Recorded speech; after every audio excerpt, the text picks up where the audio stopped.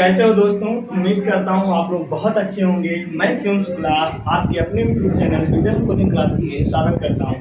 तो आज हम पढ़ने वाले हैं जो हम कल पढ़ रहे थे कि किसी एक समान वैद्युत क्षेत्र में जब हम वैद्युत ध्रुव को रखते हैं तो उस पर एक टॉर्क लगता है, यानी बल आघूर्ण लगता है, और बल आघूर्ण लगने के कारण वो क्या होता है, रोटेशन करता है, रोटेशन मोशन होता है। तो आज उसी की कुछ स्थितियां हैं, हम इसमें ये पढ़ने वाले हैं कि हम वैद्युत क्षेत्र के किस एंगल पर रखें ध्रुव को कि उस पर अधिकतम टॉर्क लगे या जीरो टॉर्क लगे, वो कब इक्विलिब्रियम होगा, कब वो स्टेबल इक्विलिब्रियम में होगा। इन सारी चीजों का आज हम स्टडी करेंगे। तो यहाँ देखते हैं कुछ विशेष स्थितियां हैं। नंबर 1 है कि जब हम वैद्युत ध्रुव आघूर्ण को वैद्युत क्षेत्र की दिशा में रखते हैं और जब उसकी विपरीत दिशा में रखते हैं तो थीटा बराबर 0 होता है, थीटा बराबर 180 होता है। तो इन दोनों स्थितियों में क्या होता है, जो नेट बल है वो 0 है और नेट टॉर्क भी 0 होता है, क्योंकि पी टाउ बराबर पी साइन थीटा होता है और थीटा का मान जब 0 रखेंगे तो पूरी वैल्यू 0 हो जाएगी, यानी यहाँ पर लगने वाला जो नेट टॉर्क होगा वो 0 होगा। तो ये जो अवस्था है ये अस्थायी अवस्था है, यानी अस्थायी साम्य अवस्था है। अब बात आती है अस्थायी साम्य अवस्था क्या होती है। तो ऐसी अवस्था जिसमें किसी बॉडी को थोड़ा सा डिस्प्लेसमेंट किया जाए या उसकी स्थिति को थोड़ा सा चेंज किया जाए और वो पुनः अपनी स्थिति को गेन कर ले, यानी पुनः अपनी अवस्था में आ जाए, तो ऐसी अवस्था को हम कहते हैं अस्थायी साम्य अवस्था कहते हैं। ठीक है।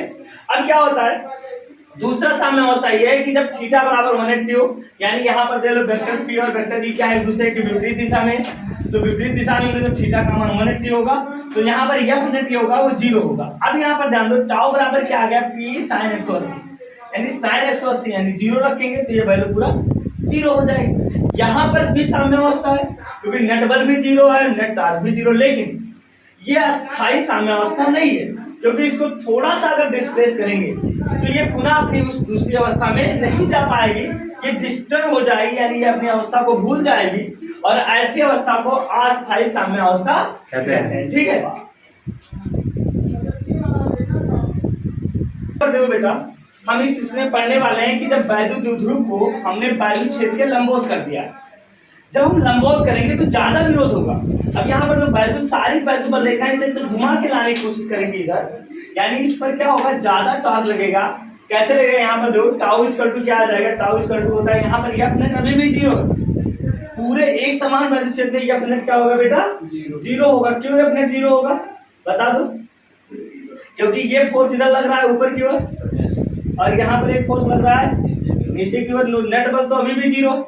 अब हम टॉर्क निकालते हैं, क्या निकालते हैं बेटा, टॉर्क। तो यहाँ से टाउ बराबर क्या आ जाएगा, टाउ बराबर आ जाएगा पी साइन 90, और साइन 90 का मान सबसे ज्यादा होता है, इसलिए ये अधिकतम होगा टाउ मैक्स, और टाउ मैक्स बराबर आ जाएगा पी इंटू 1 बराबर आ जाएगा पी, यानी टाउ मैक्स बराबर आ जाएगा, टाउ मैक्स बराबर पी ई आ जाएगा। इस स्थिति में क्या होगा, जो लगने वाला टार्क होगा वो अधिकतम होगा। अच्छा, दूसरा केस और हम बता दें, जैसे हम यहाँ पर,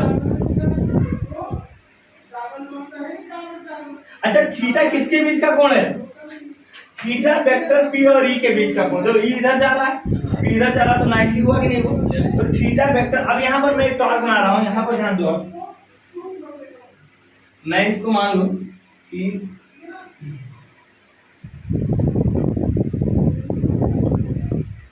ये हमारा ई है, क्या होगा बेटा ई, ये इतना पूरा क्या होगा 180 हो, ये इतना पूरा क्या हो जाएगा 180 हो जाएगा,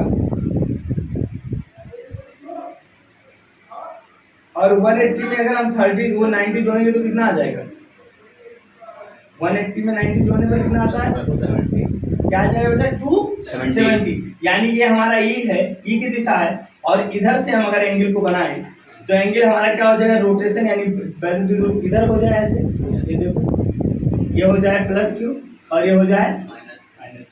तो अगर इधर से हम लेंगे तो ये जो एंगल आ जाएगा वो हमारा क्या हो जाएगा 270 है, समझ गए ना, पी की दिशा इधर हो। और याद रखो कभी भी दो वेक्टर के बीच का जो एंगल होता है वो 180 से ज्यादा नहीं होता है। क्या होता है बेटा, दो वेक्टर के अंदर जो एंगल होता है वो 180 से ज्यादा नहीं होता है। तो साइन 270 का मान भी -1 होता है। क्या होता है, -1 होता है। यानी इस स्थिति में क्या होता है, जो थीटा होगा वो नेगेटिव होगा। क्या होगा बेटा, वो मतलब जो टाउ होगा वो नेगेटिव, लेकिन ये भी इक्विलिब्रियम में रहेगा, ठीक है, स्टेबल। समझ गए। तो कभी भी दो एंगल के बीच जो होता है, जो वेक्टर अगर है, मैंने आपको 11 में पढ़ाया था, सर 11 का नाम ही नहीं, तो 11 में मैंने पढ़ाया था कि अगर दो वेक्टर हैं ए और बी, मैंने मान लो, तो इनके बीच में जो अधिकतम एंगल होगा वो 180 होगा, इससे ज्यादा नहीं होगा। अगर मैं अभी इधर दूँ, मैं इधर कर दूँ, तो ये 180 हुआ प्लस 90, तो इधर से क्या हो जाएगा, 90 ही तो है।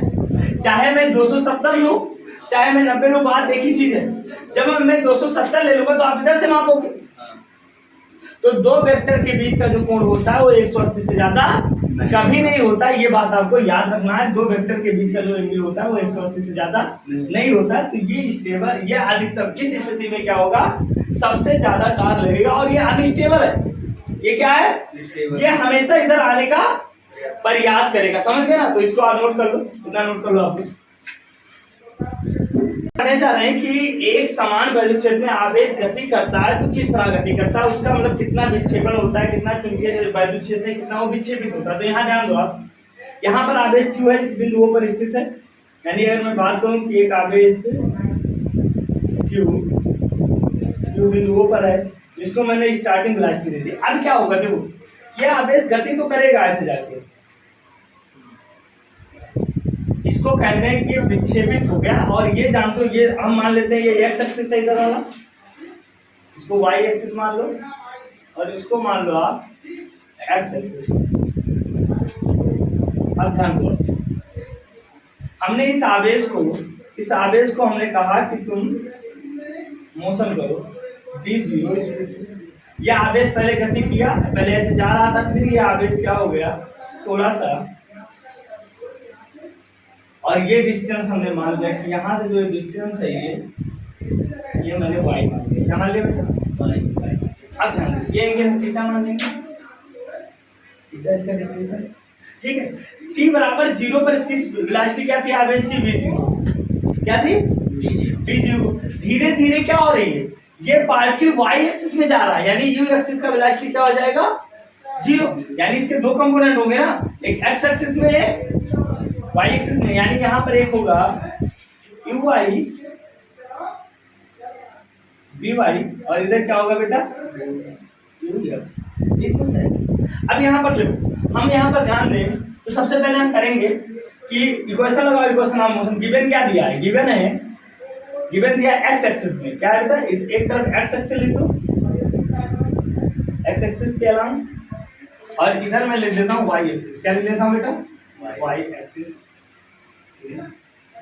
अब ध्यान दो, यहाँ पर हम बात करेंगे कि t बराबर 0 पर x का वो b का मान क्या है बेटा, u का मान, इनिशियल वेलोसिटी v0, ये तो है। देखो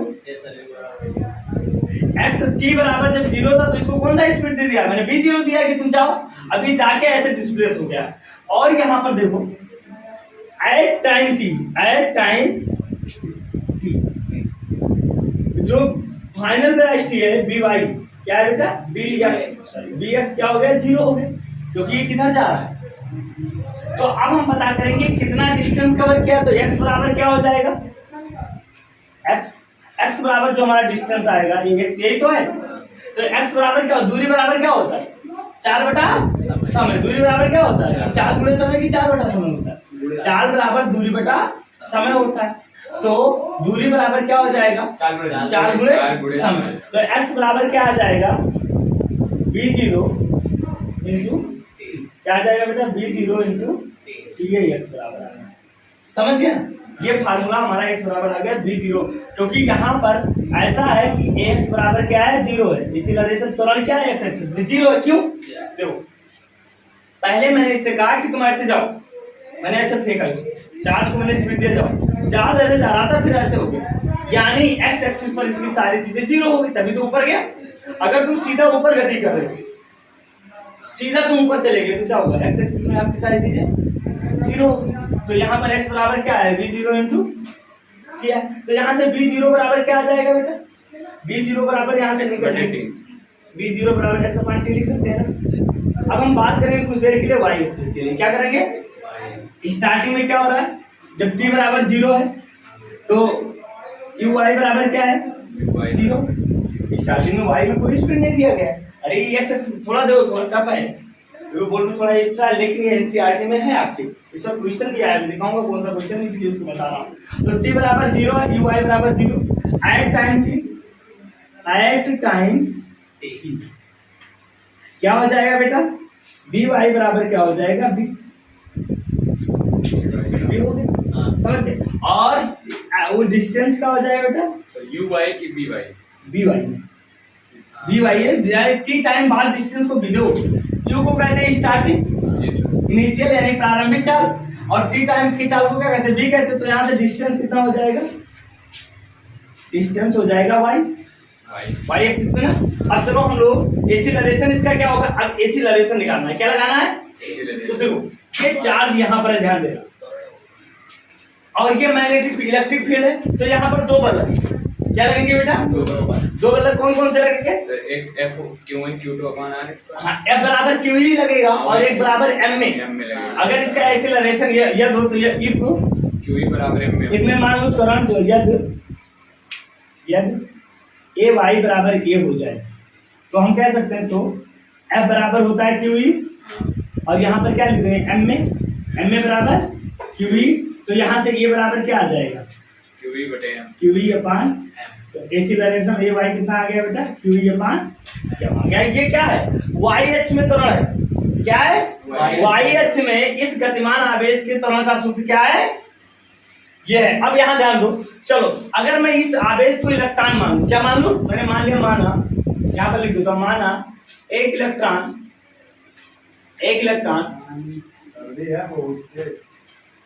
वैद्युत क्षेत्र के लंबवत गति कर रहा है, क्या है, वैद्युत क्षेत्र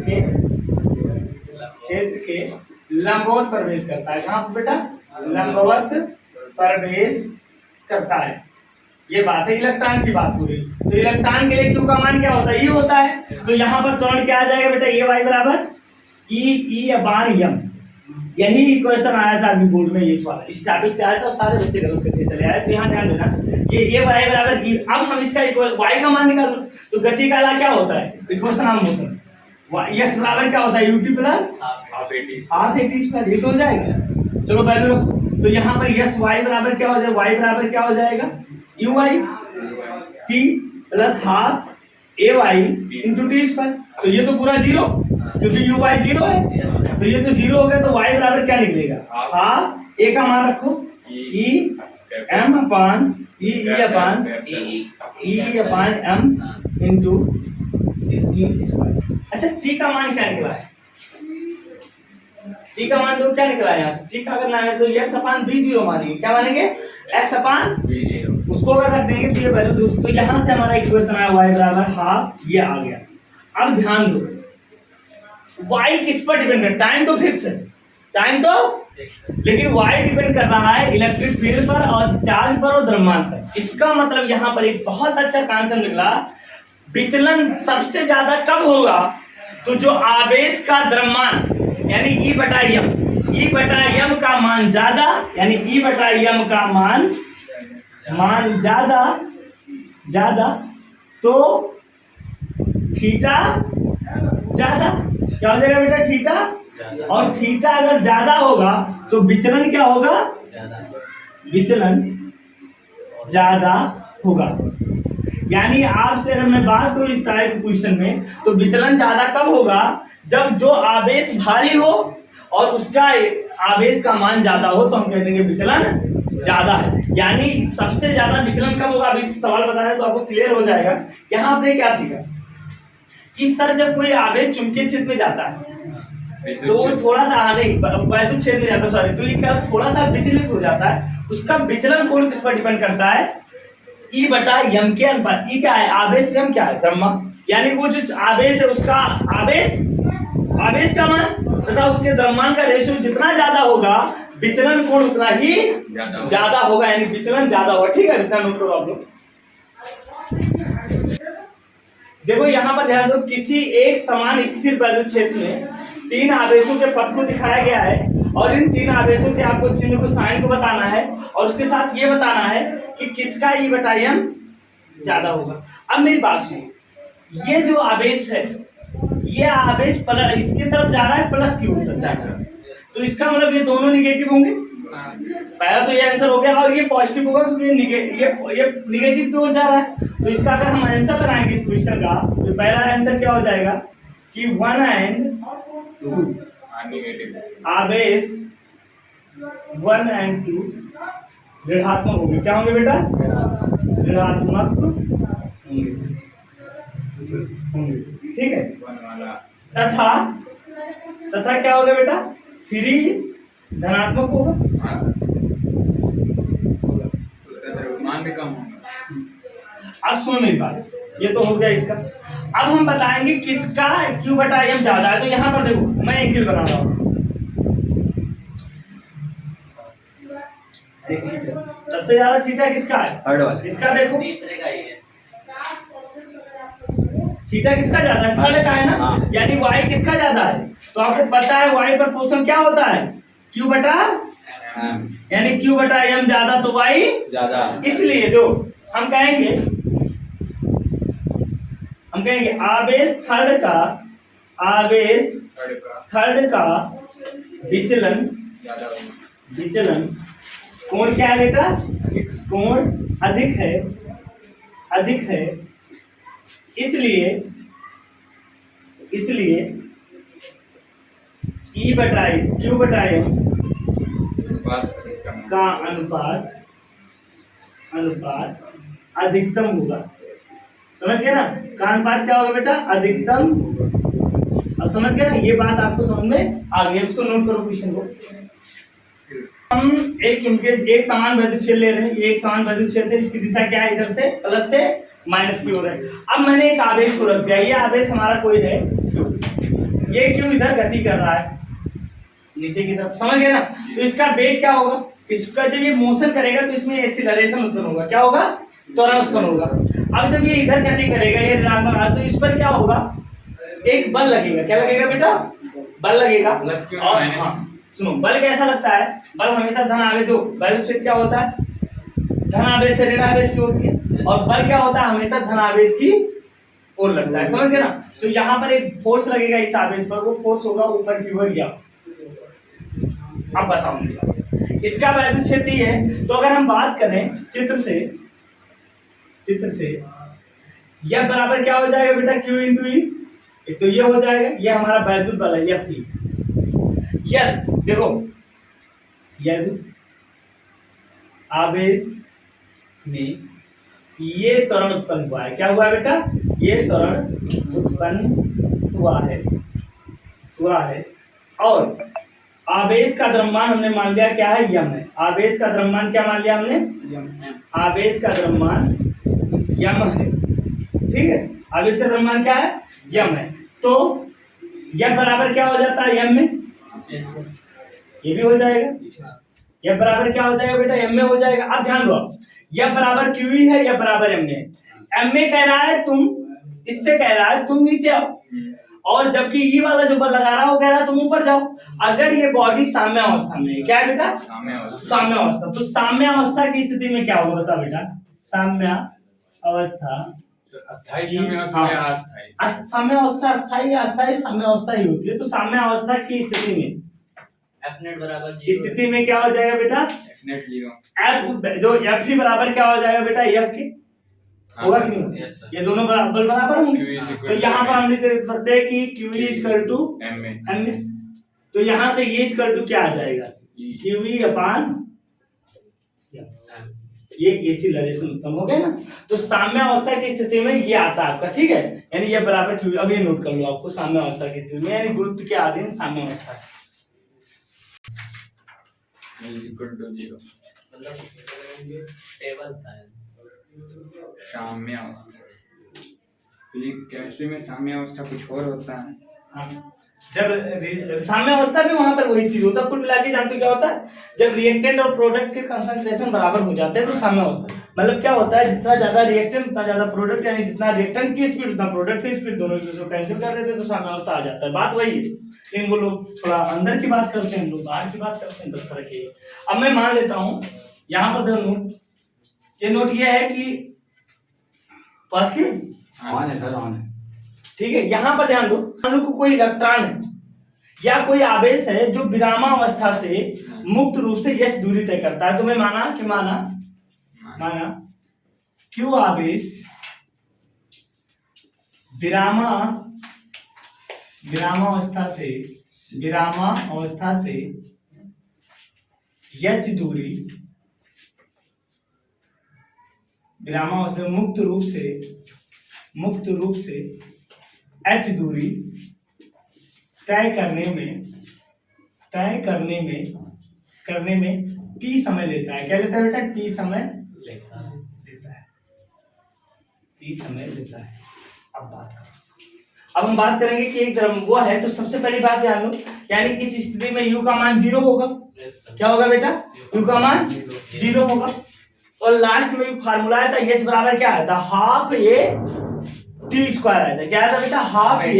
h बराबर क्या आया था? Half A T square. यानी हमको पता है इस स्थिति में h बराबर आ जाएगा half A T square. u 0 हो जाएगा तो टी स्क्वायर बराबर क्या हो जाएगा? 2h अपान ये। यानी t बराबर क्या आ जाएगा? अंडर रूट 2h अपान। समझ गए ना? तो यहां से हम इस फार्मूले से इसको भी निकाल सकते हैं अगर वो विरामावस्था से गिर रहा है। तो इतना नोट करो बेटा। अब इस पर हम लोग एक न्यूमेरिकल लगाते हैं। नोट करो इसे बेटा। हम a का मान उठा के इसमें रखेंगे। तो जब a का मान उठा के रखेंगे तो t बराबर कितना आएगा बताओ मुझे? Under root 2h। a का मान उठा के रख दो तो ये पलट जाएगा। तो m बटा q ये तो आ जाएगा कि नहीं आ जाएगा? यानी q अपान m है तो m बटा, तो एक फार्मूला यानी टाइम में ये हम लगा सकते हैं। चलो इसी फार्मूले पे हम लोग न्यूमेरिकल लगाते हैं। इसको नोट करो जल्दी, नोट करो। छोटा सा एनसीईआरटी का, कोई इलेक्ट्रॉन है जिसके इलेक्ट्रॉन है ये एक समान वैद्युत क्षेत्र में है, यानी ये वैद्युत क्षेत्र का सिंबल है। यानी कोई इलेक्ट्रॉन एक समान परिमाण के एक समान वैद्युत क्षेत्र में 1.5 दूरी तक गिरता है। यानी बात समझो, ये हमारा कोई वैद्युत क्षेत्र है plus plus plus plus plus, और इधर मैंने ले लिया minus minus minus minus minus. अब ये हमारा एक समान वैद्युत क्षेत्र है। इस एक समान वैद्युत क्षेत्र में एक इलेक्ट्रॉन है यहाँ पर, और वो क्या होता है यहाँ से, यानी यहाँ u बराबर 0 होगा स्टार्टिंग में ये विरामावस्था में, यानी u क्या है बेटा? 0 है। यहाँ से इस a से वो कहाँ तक आता है? b तक। ये हाइट मैंने मान लिया h। अब आपको ये क्या करना है इसमें कि यहाँ से यहाँ तक आने में टाइम कितना लगा, और इसका एक्सीलरेशन यानी जो त्वरण है इसके अंदर जो एक्सीलरेशन जनरेट हुआ ये, इसकी वैल्यू क्या होगी, ये हमें दो चीज फाइंड करना है। तो देखो गिवन क्या क्या दिया है, सवाल लगाते पहले हमें ये जान देना है क्या क्या दिया है। तो गिवन दिया है ई दिया है। ये कितना दिया है बेटा? ई बराबर 2.0 × 10⁴ न्यूटन पर कूलम। और ये कितना दे दिया है? 1.5। इसको मीटर में बदलो क्योंकि ये न्यूटन पर कूलम में सबको एमकेएस में बदलना पड़ेगा। तो 1.5 × 10⁻² मीटर। 1 सेंटीमीटर बराबर क्या होता है? 10⁻² मीटर। अच्छा ये कितना दिया है? इलेक्ट्रॉन का आवेश कितना होता है? 1.6 × 10⁻19 कूलम। इलेक्ट्रॉन का द्रव्यमान कितना होता है? 9.1 × 10⁻31। चलो इधर ध्यान दो। यहां पर दे दिया एच का मान दे दिया, ई का मान दे दिया, एमई का मान दे दिया। ठीक है, अब आपको लगाना है सबसे पहले त्वरण। तो आपको पता है त्वरण का फार्मूला क्या होता है? त्वरण ए बराबर होता है, क्या होता है बेटा? ई अपान एम। चलो अब आप लोग लगाओ इसको। QE अपान एम होता है। तान है जो एक समान वैद्युत क्षेत्र में गति कर रहा है। विरामावस्था से एच दूरी आया तो हमने जो दिया उसको हमने लिख दिया। तो त्वरण ये बराबर क्या होता है? QE अपान एम। हमने Q का मान, E का मान, M का मान रखा, सॉल्व किया तो हमारी ये वैल्यू आई, यानी ये का मान आया 3.4 × 10⁻15। अब टाइम निकालना, तो टाइम के लिए फार्मूला क्या होता है? T बराबर √2h अपान। यहाँ पर वैल्यू पुट किया तो ये समय आ गया, यानी ये आपका न्यूमेरिकल क्या हो गया बेटा? क्लियर हो गया। ठीक है, चलो लगा लो इसको। 334। उम्मीद करता हूँ आप लोगों को न्यूमेरिकल अच्छे से समझ में आए होंगे, कॉन्सेप्ट भी बहुत अच्छे से समझ में आए होंगे। आप इस टाइप के कॉन्सेप्ट पर आप लोग और से और सवाल लगाने की कोशिश करो। कल हम लोग अधिक से अधिक क्वेश्चन लगाने की कोशिश करेंगे एनसीईआरटी के सारे। ठीक है।